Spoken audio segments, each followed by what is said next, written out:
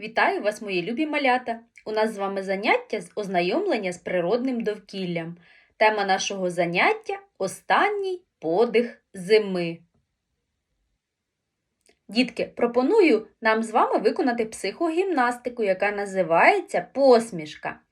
Моя посмішка весела, моя посмішка чарівна.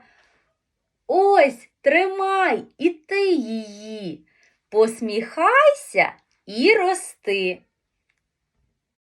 Малята, скажіть мені, будь ласка, яка пора року прийде на зміну зимі? Правильно, дітки, весна. Ось вона, погляньте. Давайте ми нашій гості весні розкажемо, що ми з вами знаємо та пам'ятаємо про зиму.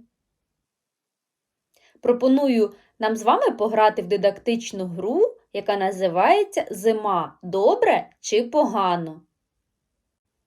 Зима погано, бо можна захворіти.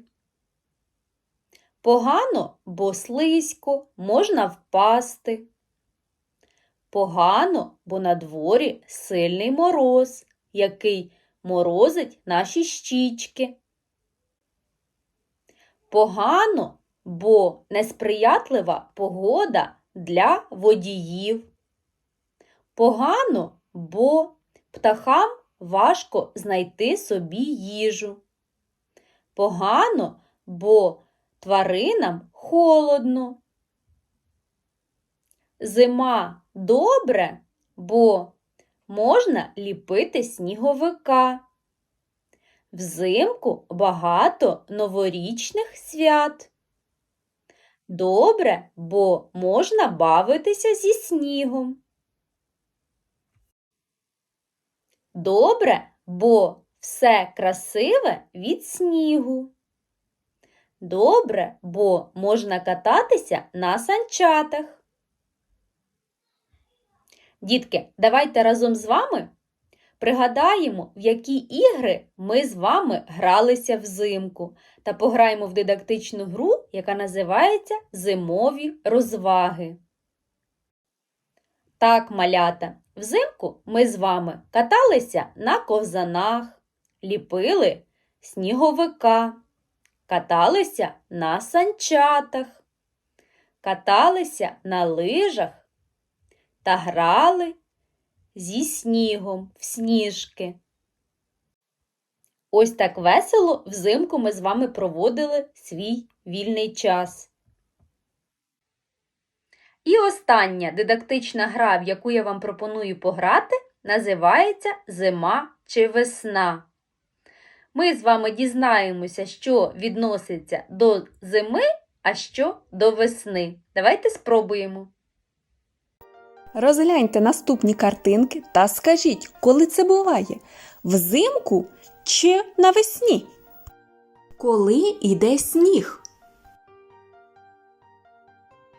В яку пору року сонечко краще гріє землю? Коли потрібно одягати теплий одяг?